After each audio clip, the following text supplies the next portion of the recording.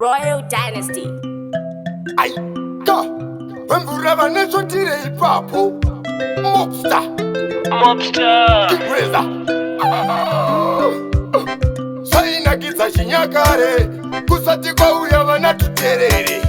Wazvinzwa here mutara membere iri ngoma ndinoda muriterere Ndiani kuopisa moto uyo Ndiani kuopisa moto Kwira komo udetsere Kwira komo udetsere Ndiani kuopisa moto uyo Ndiani kuopisa moto Kwira komo udetsere Kwira komo udetsere Ndiudze iwo kwakaenda vamwe urombo kukarandeka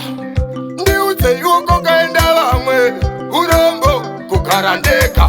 Hama ndiudze iwo kwakaenda vamwe urombo kukarandeka Mobster ndiudze kwakaenda vamwe urombo kukarandeka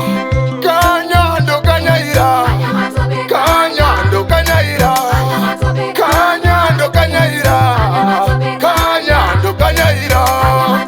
Usienu ya magashara Ndiri mwana wa magashara Kamberi pe vanhu vanimbunyara Pamafumo uchiramba kusakara Tinonopezerana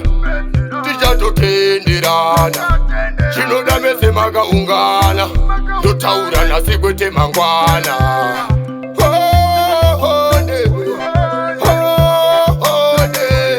Kana mudzimu wasekuru Unotsamwa zvekutodzika nduru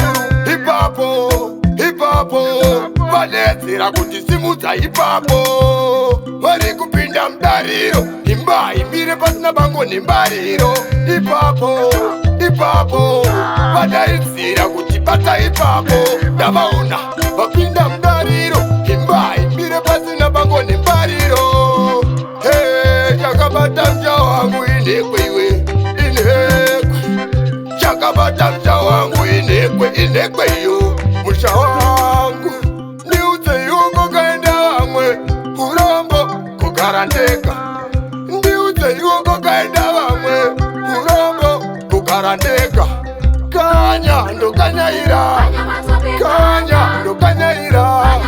Kanyando kanyaira Kanyando kanyaira Pane dare kuru Iri dare roda vanhu vakuru Hanzi rume rimwe harikombe shuru Uya imeze kunyangwe mapururu Tomboonyesana dzepasi Pakuti wava mundara dzapasi Nyaya yacho haipere nhasi Kana chembere dzotambatsika penda chasi Ati ruwe nebhabharasi Kukuru wayo vari kuti shala panzi Chinyakare chiri kunyangwe kumzanzi Nhasi tachidzosa medu mudhanzi Totenda Mobster yawaridza iwe Uya kaari kuparidza Ndaimba kusvika vapidza Miraoni pane zvavadzidza Royal Dynasty. Shika ya zvikuru Aika